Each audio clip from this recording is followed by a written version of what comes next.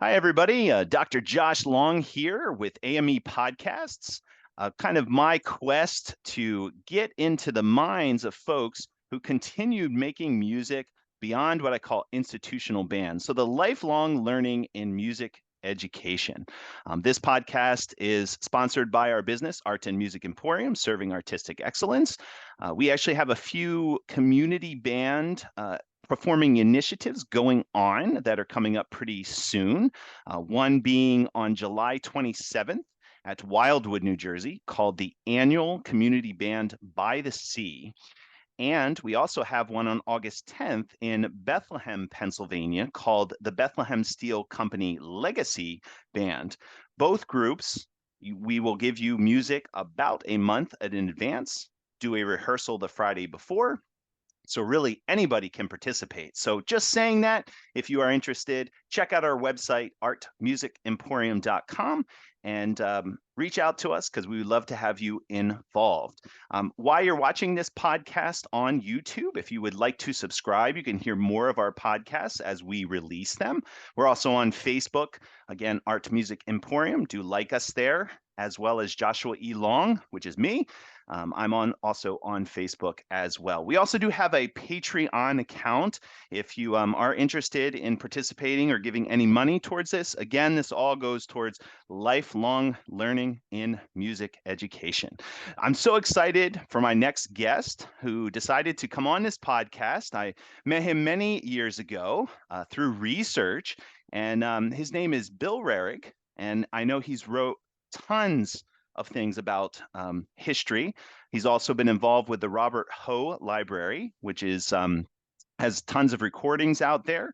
And he can talk a little bit about that this evening, as well as the Heritage Encyclopedia of Band Music. He's one of the ones that is involved with that. So very much a staple in our community, who is really about our bands and keeping the tradition and the history alive. So welcome, Bill. I thought we'd start off if you wanted to say something, and we'll kind of go from there. Okay. Well, first of all, thank you for inviting me to join this podcast. And my interest in bands basically started when I was in sixth grade and I played in the school band. And that was different for me because my father was a trumpet player in the Philadelphia Orchestra. And when he was home, his record player was going with Wagner operas, with string quartets, with Tchaikovsky, all the standard orchestral literature. And the bands gave me a chance to listen to something new and different. And as I went through college, I decided to become a band director, and I graduated from Penn State, and I taught 40 years in public schools. Along the way, I met a guy named Bob Hoe, who I met because back in the early 70s, the instrumentalists used to publish reviews of recently released recordings. And there were 4 recordings in one of those magazines that were A, B, and C, and D in the letter series of Bob Hoe's series.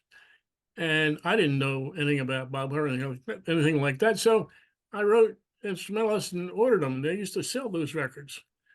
And I did not get an answer back. So I got mad. And I wrote the guy that was in charge, Target Rumor. And I said, what are you reviewing these records and I can't even get them? So then he gave me Bob Hoe's address. And then I wrote to Bob Hoe, and he wrote me back and said that he was on his way to Washington to talk to the Marines about recording all the Sousa music, and he's going to stop by. So one Sunday night at about 11:30 p.m., there's a knock on the door, and he sits down and talks to me for at least an hour and a half. And finally he says, I got some stuff in the car for you. So he brings all this stuff in. And it was everything he produced up to that point. Wow. A ton of records. And he asked me to do one thing. And I said, what's that? And he says, could you arrange music that I give you that's either in salon orchestra or piano for band? I said, sure.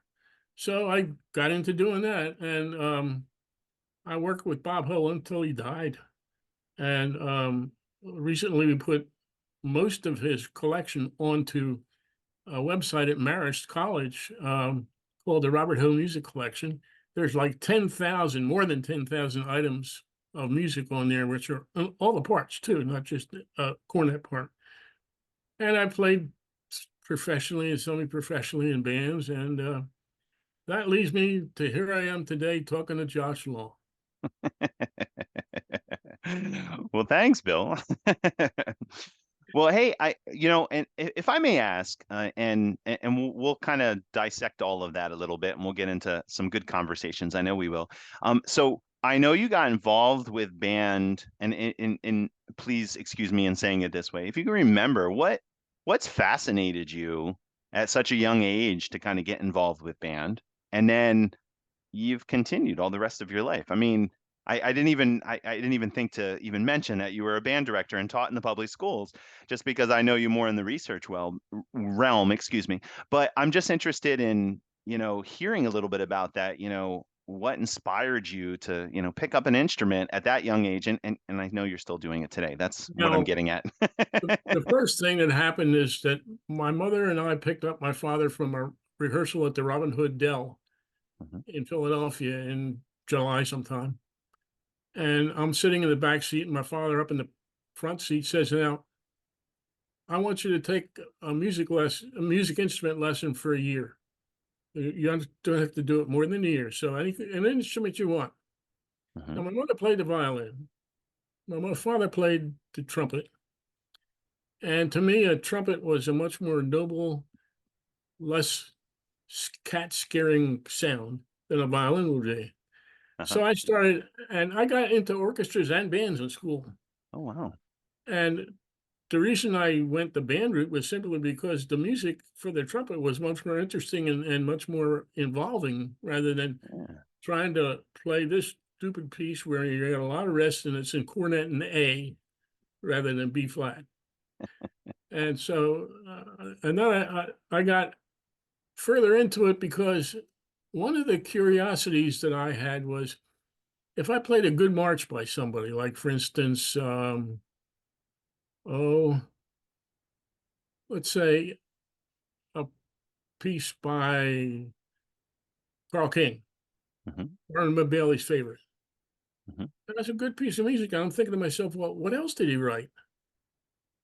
And so then that was my quest to find other pieces by these guys who wrote good things to see what else is out there. And so as a result, I amassed quite a collection of LPs. And there were always things that people had written that weren't ever recorded. mhm. And so I didn't worry about that part. I just wanted to make sure I had a list of all these things. And that's where Bob Ho and I basically had the same mantra. Mhm. And uh, the fascination continued because I was a good friend. My father was a good friend of Burt Myers, who at that time was the Allentown band director. And we went up there several times to his concerts. And at the end of the rehearsal or concert, we'd go up on the stage and talk to Burt, who had a wonderful Pennsylvania Dutch accent. And he would talk about Sousa. He would talk about all these big name people. And that just fascinated me tremendously. And so, it put humanism into the music Yeah. because, like, if you're playing something by uh, Percy Granger, you Mhm, got his music, but you don't really know much about the man. mhm. And these conversations I had were with people who were contemporary to the performance or writing of music. And so therefore that put flesh and blood on it. Yeah. And my father would come home and I'd say, "Did you play more than 10 notes tonight?"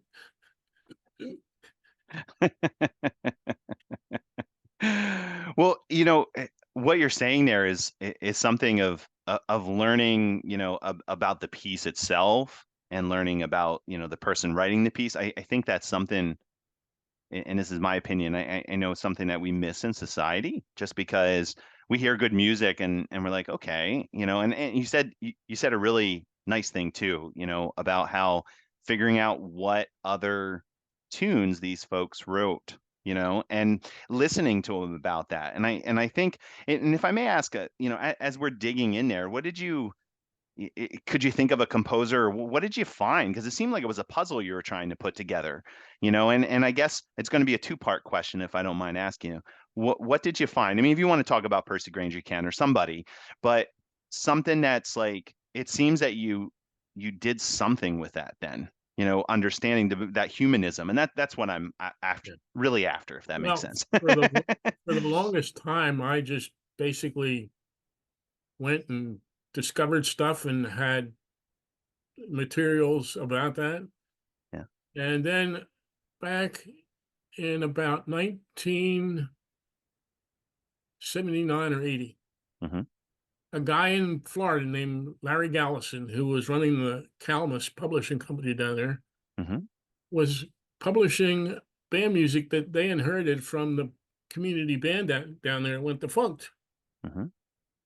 And so they were all messed up because they were publishing D flat piccolos and E flat horns. And finally, they got a hold of Bob Ho and asked him to be their advisor.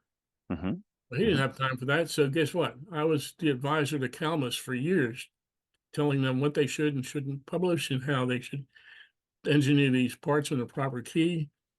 And then they one day, or Larry one day said to me, "Why don't you write a book about this stuff?"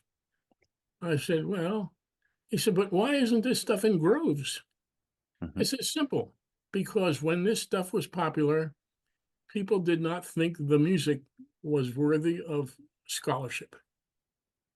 Right. And so he said, "Well, write me a book." Well, I did. And what I tried to do was write a book basically that included everybody who had at least one piece that was popular or important. Hmm. And got back to me and said, "I didn't know you were going to write this much." And I'm thinking to myself, well, that's just icing. So, long story short, Bob Ho got involved and he introduced me to a guy who is gone but not forgotten for sure, Paul Byerly. Hmm. And Paul Byerly took the encyclopedia over and published it with his Integrity Press. And he looked at me and he said two precipitous things. One, you need to have everybody in here. Hmm. And then once it was done, I thought, man, finally finished. Guess what? He calls me on the phone and says it needs an index. I said, "What do you mean an index?" I said, "The composers are in there alphabetically." He said, "Yeah, but what if somebody wants to find the piece called Shooting in the Sheaves? How are they going to Hmm. find it?" Well, 100 pages of 4-column small type later, I had an index. And that was done back in the days when there were no computer programs that could make an Excel sheet that Yep. big. Hmm. It was Hmm. all Word. And, and then we got Alfred Reed to write an introduction. And about 8 months after the first two volumes were published, we decided, because of the demand and stuff, to publish a supplement, Hmm. which is another volume. It was almost as big as the original. Okay. Then it went to a CD-ROM, which by that time Barnhouse was involved. Hmm. And when the CD-ROM came out, it was difficult because every time we wanted to update it, they'd have to print a new CD-ROM, which Hmm. is not very economical. Right. So they finally decided to put it on the web. And that's where it is now, hevm.info. And the one thing that's problematic about that website, from my view, is that you got to know what you're looking for to find it. Hmm. For example, if somebody wanted to find a march by Lauren Geiger, Hmm. unless they knew that name, they could not find it. There's no listing of composers that are in the encyclopedia. You got to get specific to what you want. So that's one of the things I'm working on to try and see if we can figure that out. Hmm. Yeah. The the Ho Marist College library is the same way. Hmm. You got to either look for a specific composer or a specific title, in quotes. Hmm. Well, I went to work, and since I've got all the pieces and index of all of them, anybody that wants it, I'll send them a Excel sheet file of all the titles and composers that are on the Marriage website. Hmm. It's a huge file, and I will not print it out because it takes like hundreds of pages. But whatever I can do, I do. Yeah. To me, bands are a two-faceted kind of experience. Hmm. One is trying to emulate the wishes of the composer as you make music, Hmm. and the other is trying to act as a team with the people that you are in the band with and have harmony and similarity of purpose and good friendships, which make a whole lot of difference in the way the band sounds. Yeah. One of the things that sometimes happens with professionals that they hire a bunch of individuals that never played together, and they play well because they're professional, but there's not the emotion that you should get when you hear the Philadelphia Orchestra playing Tchaikovsky Fifth or whatever. Hmm. Yeah. Yeah. Yeah. It's a kind of that connection. Yeah. Yeah. So before we go into that, if you don't mind me asking, I just wanted to take a step back, and talk a little bit about the Heritage Encyclopedia of Band Music, and then the whole library, which controls and have so many different pieces that are available at your fingertips now, obviously in the Yep. website. So two things. How did you get interested in getting involved with that? Let me just ask you that. I mean, was it something that, and it seems that even now, like, you're still molding it to be more accessible to everybody, and I'm just interested if you could explain a little bit about how you kind of went Uh, down that road, if you don't The mind me the asking. the pregnant question was a question Larry Gallison asked me when I was advising them. Why aren't these things in groves? And I Yep. explained about that they were not worthy of scholarship back then. Hmm. Well, can you write me a book? Yep. So that interested me because my mother was an English teacher, and I write all kinds of stuff, prose and stuff. And so I started trying to figure out how to put this together. And I gathered some reference materials like Richard Franco Goldman's The Band's Music Hmm. book and a lot of those other things. And so I just started working on it because it fascinated me to try and finally mold this into a publication that people could look at and get an idea of what was going on. That's what fascinated me. And, it's sort of like running downhill. Once Hmm. you get started, it's pretty tough to stop. Hmm. And Yep. I'm still running downhill.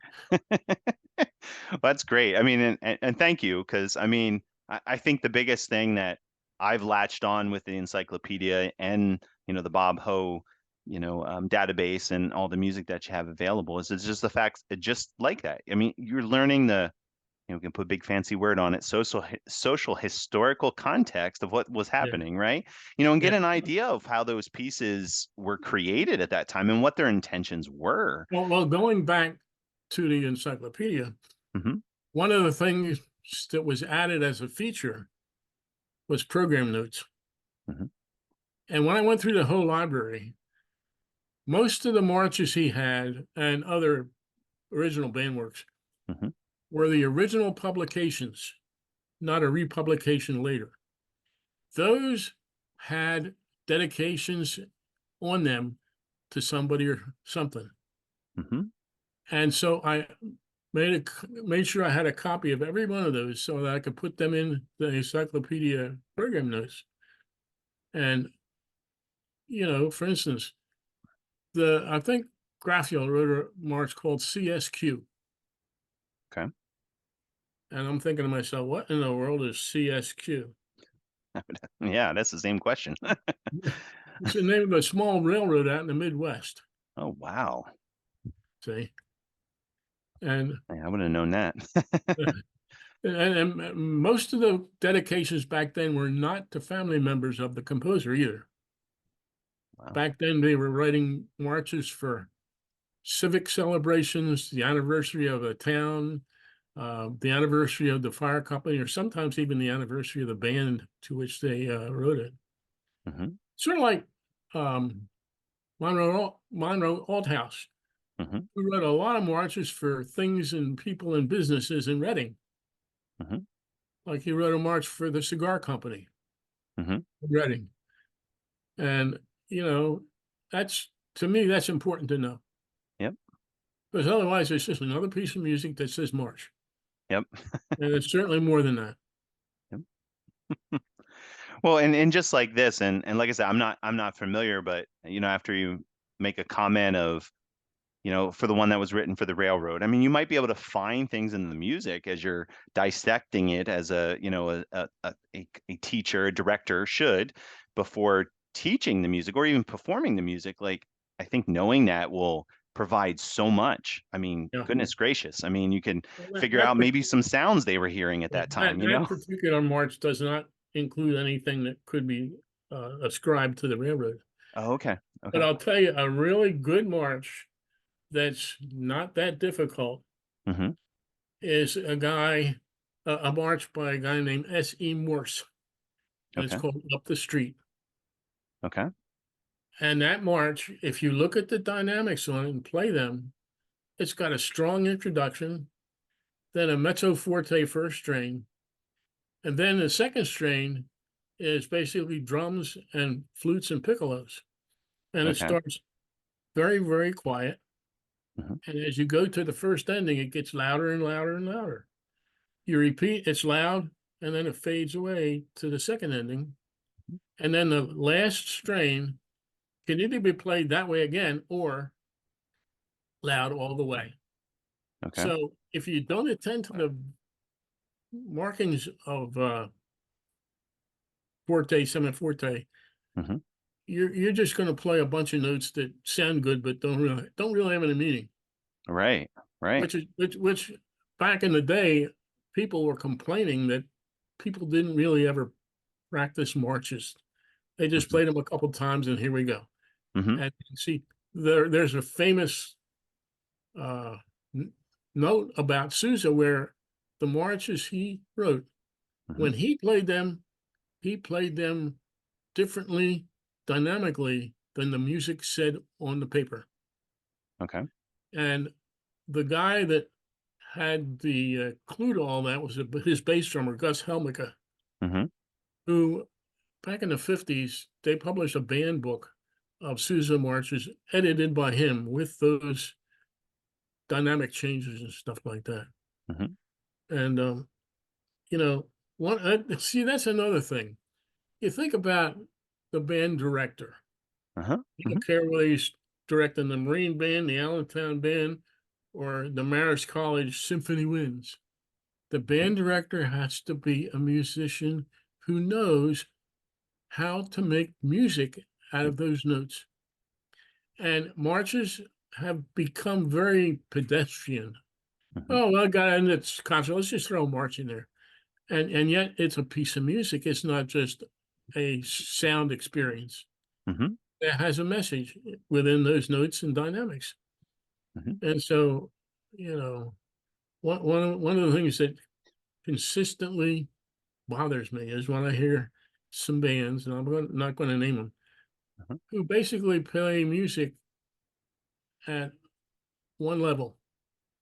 Hmm. Yep. Okay, we started with our loud one. Now here's a soft one as a change, Yep. and some pieces are a grade one note wise, but a grade five music Yeah. wise because there's so much stuff wrapped up in there that you've got to be so expressive with in order to get the method of the composer and his ideas out. Hmm. And one of the things that it's about an orchestra is orchestras basically do that more than bands do. Right. And the other difference between band and orchestra is this: New York Philharmonic. Hmm. You want to go to next Tuesday's concert? Yeah, what are they playing? Oh, Beethoven Seventh and the Grieg Piano Concerto, and they're doing Francesca de Rimini. Okay, Hmm. let's go. I want to hear the Francesca. With bands, nobody says, "Well, what are they playing?" They say, "Who is it?" and let's go, Right. because they have a connection to the members in the band, Hmm. or because the town band is their town. Hmm. Yep. Yep. And so the repertoire of a band is much more uh, loosely looked upon Hmm. than that of the orchestra. I mean, I remember when my father was in the Philly, they had a whole series of concerts where they played one or two Beethoven pieces on every concert. Okay. They went through all the Beethoven pieces that were not including chorus Hmm. and the symphonies and the overtures and stuff like that. And, I have yet to hear a band saying, "Well, we're going to play all of Sousa's music this summer." Hmm. And actually, I'll take that back. There was one time when that happened. Leonard Smith, Detroit concert band. This goes back 20 years. He was going to make the marches, records of the marches of Sousa. Okay. So he played two or three Sousa marches on every concert that summer as a rehearsal for his recording sessions in the fall. Yeah. That's the only time I've ever heard of that. Wow. Yeah. Well, and I think, you brought up a good point about a march, that most people just kind of, oh, it's just a march for a marching band. We'll just say that, be very generic, which it's not. I mean, in my opinion, you can, and I'm interested if you can expand on it, they were meant for entertainment. I mean, goodness gracious. I mean, they, of what Well, a lot of them that I listen to, there, lots of them are really written for dancing, and moving that way rather than just, because only reason why I'm saying that stereotype of a march you're going to hear in a marching band going past like as, down in a parade. And I'm just interested if you expand a little bit about that, of what you, and you don't have to talk about particular pieces, but what you found in that fascination of a march, which it is becoming a full standing, interesting yeah. piece of music, right? Prior to Sousa, marches were basically people movers. Go out, put the band on there, and they start down the street, and either the parade behind them or the troops behind them moved in combination with the music. Hmm. Sousa brought them inside and brought the march into a true musical experience rather than a let's get these guys going in the same speed. Right. And once Sousa did that, others began to emulate that with the way they wrote their marches. And then we had a tragedy, I think. Okay. Somebody invented the term concert march. This is a march that we were going to play only on concert. And it got so symphonic that it was more concert than march. Yep. I understand. And, there's some great concert marches out there, like the Symphonians by Clifton Williams, for example. Hmm. But, marches are supposed to, like Susan said, supposed to make a wooden man with a wooden leg want to get up and dance. Hmm. And, it's a mover and a motivator. You know, Hmm. Yeah. your blood's supposed to start flowing. For example, years ago, the Marine Band came up to the Meyerhof. John Bourgeois was the director, but one of his assistants had the concert because John had to go somewhere. Uh-huh. So they started with a Beethoven march. Then they played a Hindemith thing with that Beethoven march as its subject. Hmm. Then they played Karl Husse's Music for Prague, Intermission, Concerto for Percussion and Band by some modern guy. Hmm. And then they burst into King Cotton. Some older guy behind me says, "Thank God the concert just started."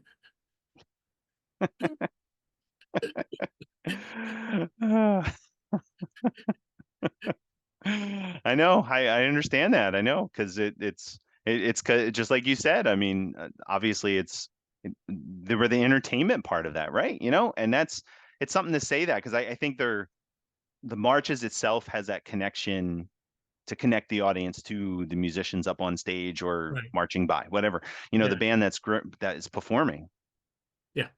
you One know. one of the cautions though Hmm. is that we need to be supportive of those groups who perform music that entertains rather than educates, Yep. Hmm. even though it might not be picture perfect in its execution. Hmm. Because music, to me, imperfect good music is better than perfect not so good music. Hmm. And one of the peeves I have is these people who say, "Well, now the band has to play music originally written for wind ensemble. Hmm. We don't want any transcriptions." Hmm. And my look on that is the band has to play great music, regardless of where Hmm. it originated. Hmm. And, take Berlioz, Funeral and Triumphal Symphony versus, oh, one of his overtures. Hmm. Well, now, which is the better piece of music? And which is the one that's gotten the most mileage out of it in performances? I mean, the Funeral and Triumphal Symphony is a monumental piece of music when you look at it as a wind piece. Hmm. But, the Roman Carnival Overture, for example, is a much more complete, put together piece of music. Hmm. And Yeah. if one can perform it well, which is tough, then the question is one that you always ought to have in the forefront of your mind, and that is, what are we giving the audience? Hmm. Yep. You know, that's why Susan hardly ever played a concert with all his music. And to me, the programming part of this is one where um, you program 6 or 7, whatever pieces, Uh-huh. like you were inviting somebody to dinner to a potluck, Okay. Okay. and you have some really appetizing kind of things. Uh-huh. You Uh-huh. have some basic uh, entree kind of things. Hmm. You have some fun things, and then you have some really tasty, sweet desserts. And that way you run the gamut of the musical tastes Hmm. and the musical experiences. And Jim Dunlop, the band director at Penn State back then, used to say, Hmm. you always got to make sure that you play one number less than they would like you to, because then they'll come back for the next concert. It's a good saying. Yeah, yeah, yeah. Yeah.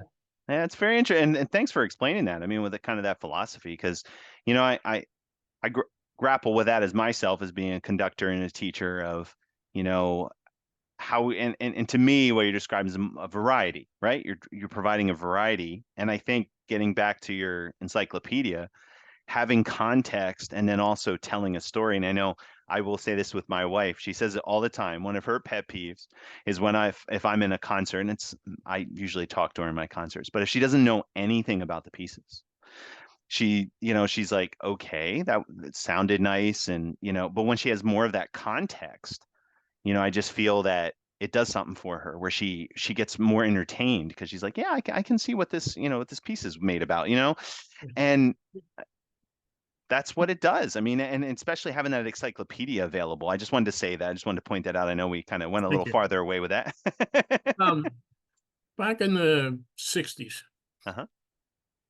the Asbury Park Municipal Band under Frank Bryan played 5 concerts a week, all professional musicians. Okay. And his typical programming was a march, an overture, a solo, a light piece, and a march, intermission, a concert march or a serious march, and something like the what's the word? Death of Custer, or those kind of program pieces, and maybe another Broadway show tune and a march. Same year, same place, except New York City, not Asbury Park. Mm-hmm. Edwin Franco Goldman. Mm-hmm. Tomorrow night, we're doing overtures. First half, 6 overtures. Wow. Intermission. Then a mishmash of stuff. And Goldman was always doing that kind of programming back in those days, Mm-hmm. which, to my way of thinking, is not really inviting to the casual listener, which is the person we got to really worry about, because Mm-hmm. how many serious band listeners are out there? Right. You Mm-hmm. know, they're coming to be in a place where they enjoy and are entertained. Mm-hmm. Right. So, Yeah. you Well, know, one thing I wanted to kind of double, and thank you for that, and I kind of agree with that. I think we take that out of it. And just like you say, I mean, the audience is coming for that connection, but as I'm sitting here talking to you, is trying to get people more involved with band and continue lifelong learning, I think that's the true idea of it, to where we want to focus on audiences to kind of come out and listen, yeah. because we would, there might be, and I don't want to be smart in saying this, but there might be members out there that could eventually want to join and be in the groups. Well, one of the problems is that kids who eventually finish their schooling, rather whether Mhm. it's high school graduation or college graduation, Mhm. rarely continue to play. And part of that is because there are not many adult groups to play with in their area. And the other is that they feel like the band and the experiences they've had is a school thing rather than a human thing. Mhm. And so now I'm done school, therefore I'm done the band, because I mean, it's the end of it. I'm not taking band anymore. And so, you know, it's a thorny issue, because in the first place, we're talking about what kind of stuff to play, but we're Right. also not really touching on the real um, thing that we need to think about, and that is how to get people to continue their instruments. The Baltimore Symphony has a program where if you call them, they will match you up with one of the Baltimore Symphony players to get you back on the horn. Now, I don't know where they go with that once they get back on the horn. There's Right. not really a band in Baltimore, Yeah. but Right. and so it's um, it's another thing that I'm glad nobody thinks about, and it's just Right. we're Well, spending money for a band in this school.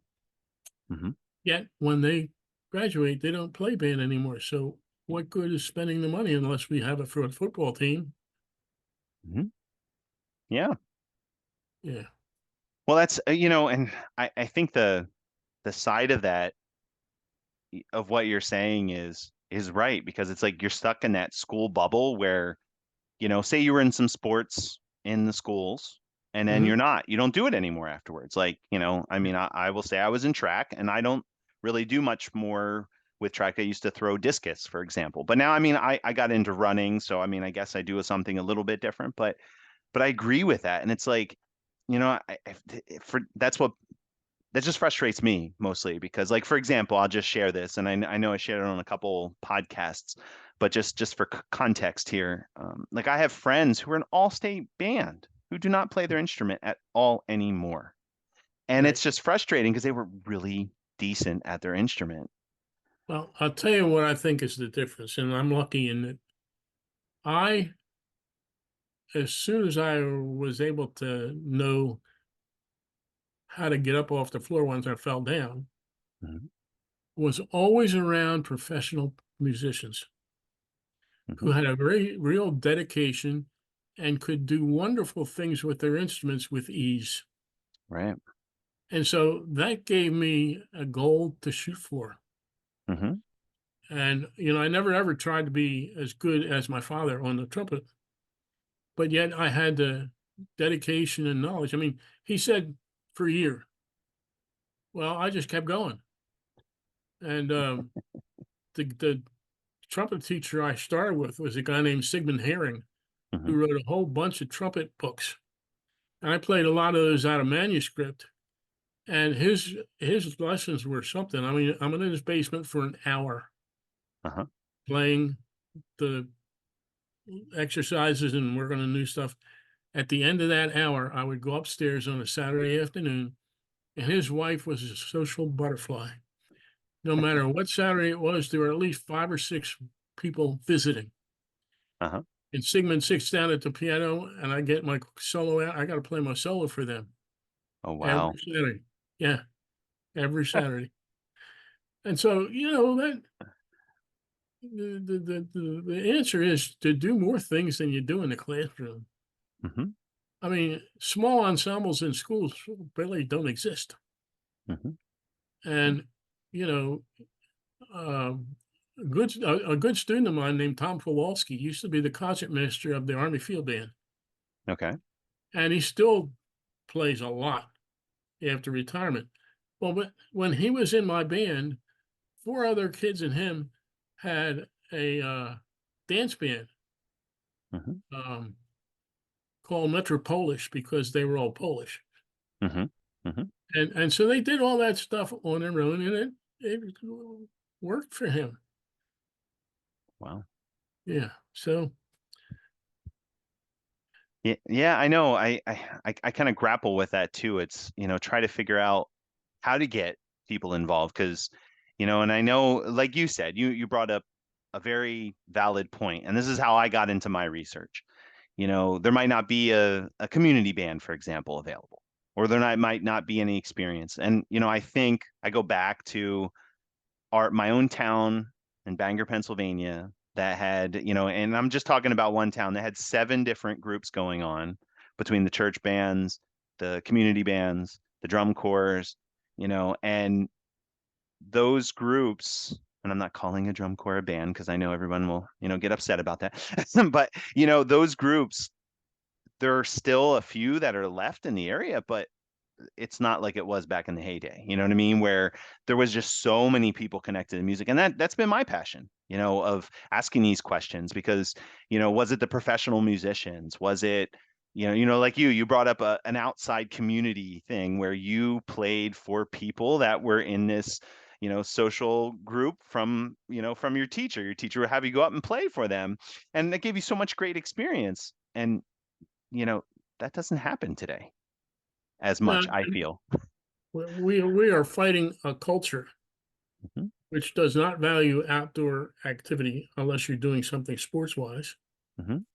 and who are so active and busy Mhm. that sitting in an auditorium somewhere for an hour and a half just listening to music is something that's not really in tune with today's culture. Right. Mhm. So, one of the things that I've been thinking about, now, of course, I never had a chance to do this, Mhm. make a concert mean something to the community. For Okay. example, your band is going to play a concert next July. Mhm. Let's suppose there's a really good, well thought of citizen in that community. Okay. You advertise it ahead and you check with the person involved and say that concert is going to be featuring a tribute to Mrs. So and so. Okay. Mhm. That takes 2 things. Number one, community pride, and two, Mhm. get people who love and support Mrs. So and so to come as well. Right. And the other thing is get a number of pieces have been written like this where you can get amateurs involved in playing with the band. Mhm. Yep. Or you get somebody up there and ask him to lead the band. The band, of course, being told already, don't follow them, just play. you know, and in other words, involvement Mhm. rather than static seating. Right. It's not in any way way to get them involved in joining the band is just getting some fun going on and some involvement so that you don't just sit there and say, how long is this piece? I don't like it. Right. Right. Yeah. I mean, well said. I mean, definitely. I would definitely say more in that interaction because I think that's where it matters to people, you know, and I kind of think of that too, because, you know, and you know, we talk about how, you know, for example, there's recorded music. We can listen to music almost at any second we want through Right. devices, right? But it's Mhm. not that live music, live human interaction, I think that we're missing. Another thing that, again, I'm talking like a guy that's never, never had the chance to do this, but my concerts, if I were to plan them, Hmm. would be planned in such a way so that the people would never know what was going to happen next. Hmm. And that comes in the way you schedule encores. Okay. For example, Jesu Joy of Man's Desiring. Hmm. Very quiet, contemplative, thoughtful piece. And after the applause dies down, you turn around and you play a march that starts with a big bang Hmm. and goes a mile a minute like that. Right. And then, it's just a matter of contrast and abrupt changes that are unexpected to the average listener. Hmm. Yeah. And see, the dirty word in colleges, universities today about that kind of idea is entertainment. Hmm. Yep. We want you to enjoy this. Hmm. We want you to learn why this guy doesn't use the diatonic scale and why his weird sounds still make sense. Yeah. Right. I mean, it's just uh, and it's just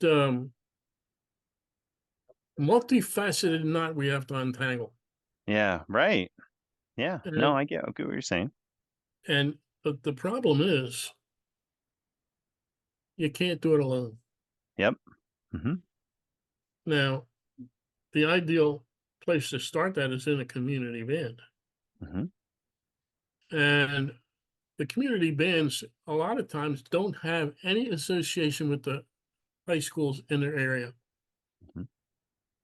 rather than a side-by-side concert Okay. or a Hmm. deal where if you need a good trumpet player, three clarinet players, and a snare drummer, you go to the high school and say, I need these guys to be in my band. Hmm. See, um, that tends to continue them past their graduation. Hmm. And and almost would be a situation where you could, if you could do it, to get the band members of the whatever Ringgold band, for instance, Hmm. to mentor high school band kids that play their instrument. Right. You know, make an association there. Yeah. Association there. Well, I think what you're getting back to, which is what I wanted to actually ask you about, and you're already describing it, is this side of connecting to everybody, you know, and connecting, you know, you talked about connecting of the audience and then Right. connecting folks who have already played, you know, who are Yeah. with the high school, you know. No, the music store in Philadelphia Hmm. where my father taught was run by a guy who played sax with the Sousa band and wrote a famous diary on the 1910-11 tour. Okay. And his name was Al Connect. Okay. Hmm. So right there, you had to connect. Well, he spelled it Knecht. Well, the only reason why, you know, I go to that is just because like I kind of agree. It's just frustrating. I mean, it's so frustrating to just see like not everybody wanting this so much when music can be, I mean, we can sit here and talk for hours about how powerful music can be and what it can do for people and what it can do for education and all those things and all those great research things that are out there. But how we can, you know, and this is my fascination because exactly what you're describing is this intergenerational Yeah. connection. And one of the things I've often wanted to do with the ECBC Hmm. but they don't have the technology to do it, is I'd like to talk about great composers who are already forgotten. Hmm. And we're going to talk about more recent people like Clifton Williams, Vittorio Giannini, Hmm. those kind of people. But I can't just talk about them. What I want to do is create a CD from the LPs and stuff I've got so that I can see these up performances of their better works. Right. And, there again, that's an exposure problem. Hmm. Yep. I mean, every year you get these um, things in the mail where you have a thing where you can play the new works. Hmm. Yeah. Yeah. Hmm. Publisher. Yeah. But nobody ever does anything like that with older works. Right. Right. And speaking of that, I'm not trying to shill somebody, but Yeah. there's an outfit in Australia named Maxime's, Maxime, it's Hmm. music. Okay. They do a lot of stuff that's really, really old and important. Okay. And it's amazing the catalog they've got. And the other place to get transcriptions nowadays is a place in Italy called Scomegna. Okay. Okay. I just saw their recent issues, and they had a couple of Gershwin pieces they put out Hmm. and a Hmm. couple of overtures from operas and stuff. And Yeah. those two places are places where you can find this stuff. Usually, I mean, back in the day, Fisher was the place to get that. Right. Hmm. And Carl Fisher now is not what it was. Right. Yep. And well, that's another whole long podcast to talk about that. Yeah, right. Well, hey, I actually have two more questions for you. And the first one, and I wanted to get your philosophy. I feel I know it, but I want to get your philosophy of how we can help. And it's not necessarily has to be action, but your philosophy of how people can embrace what's out there already. That is so composers aren't becoming forgotten, like you said. And the music that was supposed to be more entertaining is not forgotten, that kind of thing. I just want to get your philosophy as far as what you would say to folks to help them lead in that right direction. Does that make sense? Yeah. See, those who lead bands, community or school based, Mhm. are prisoners of the pieces that they played as they were students and in a band. Okay. Hmm.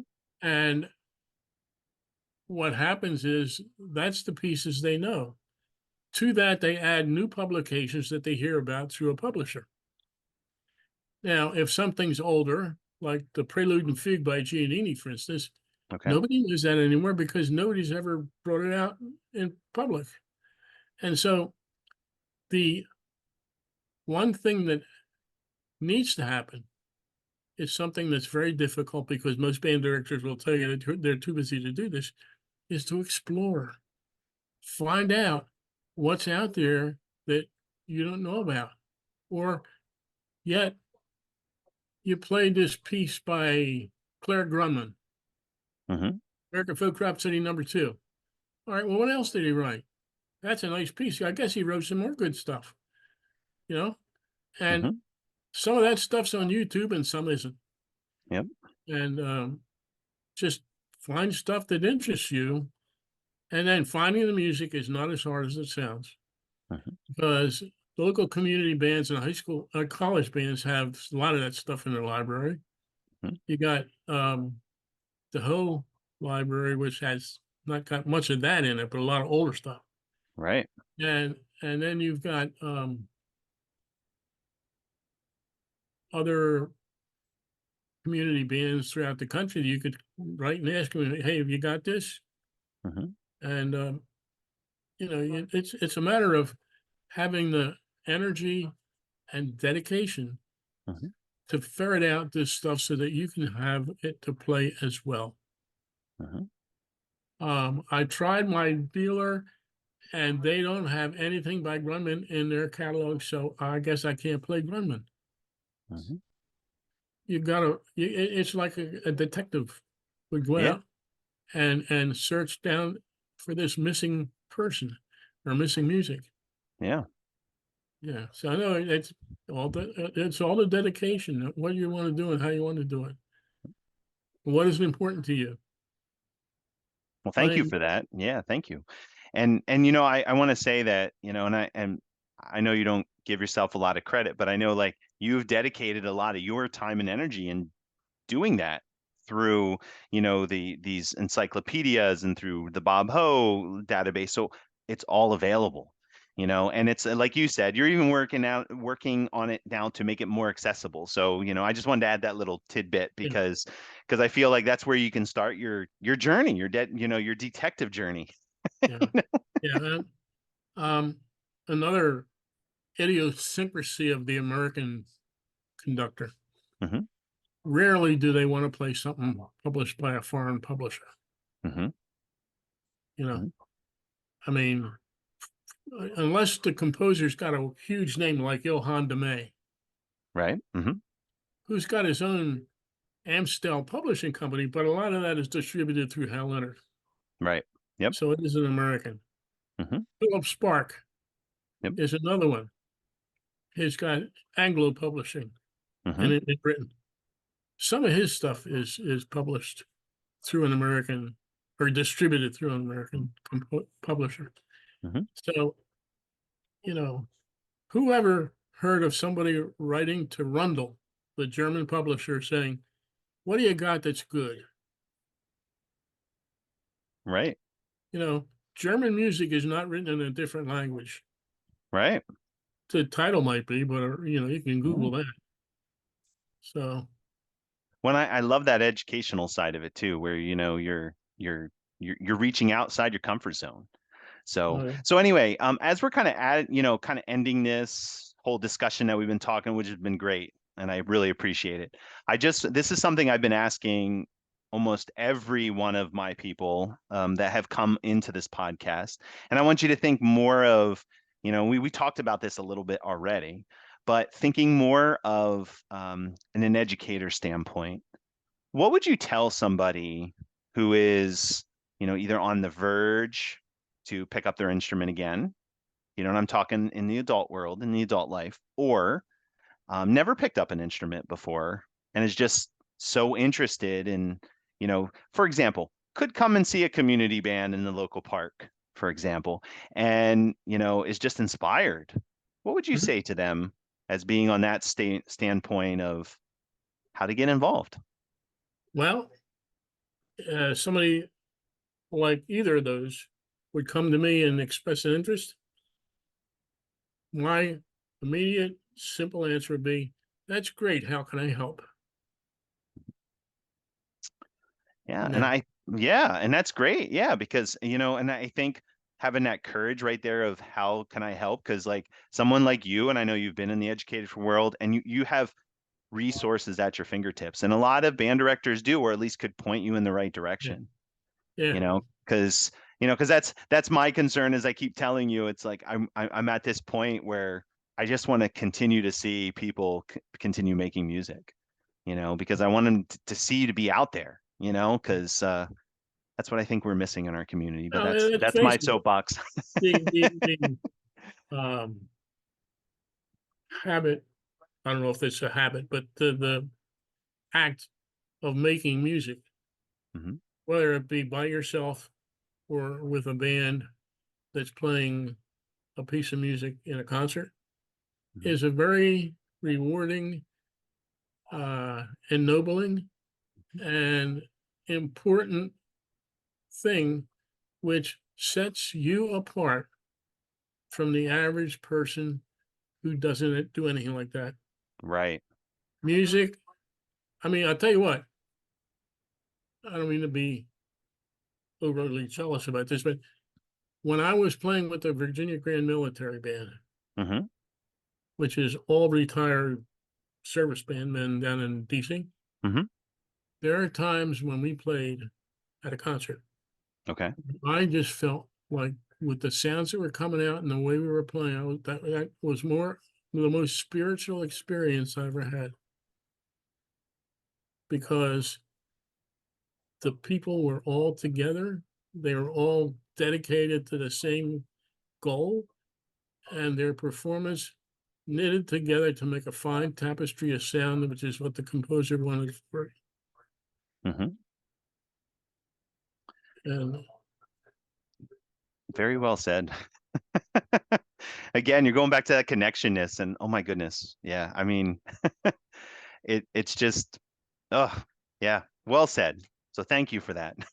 yeah, Well, hey, Bill, I just want to say this, from the bottom of my heart, I know we've known each other for a bunch of years now, and I know, East Coast Band Conference, and you always sharing things and giving me things and giving me resources, as a teacher and a band director and those kind of things. I want to thank you, for all your service, helping putting the encyclopedia together. I mean, you're obviously very inspired to do that. And, I just wanted to publicly say that because I think, people take that for granted because there's a lot of great sources out there, and it's people like you who have taken the time and dedication to allow it to be there for everybody in the future. I So appreciate that. And there's two things that nobody knows about the encyclopedia, and I'm going to tell you what they are.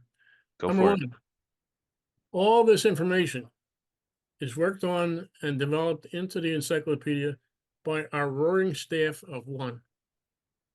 Wow. And the other is the fact that while I'm doing this, my wife supports me and doesn't really get on my case about, why are you doing that again? You're ignoring me. And there are times when she wishes I'd ignore her, I guess. Well, thank you. I mean, like I said, it's just I'm appreciative of it because I know I always tell you I'm actually picking repertoire music now for, the bands that I'm involved with, and Mhm. first place I go. So I'm just gonna say Okay. that. So well, thank you so much, Bill, for being a part of the podcast, and I appreciate everything you do. Well, thank you. I appreciate everything you do.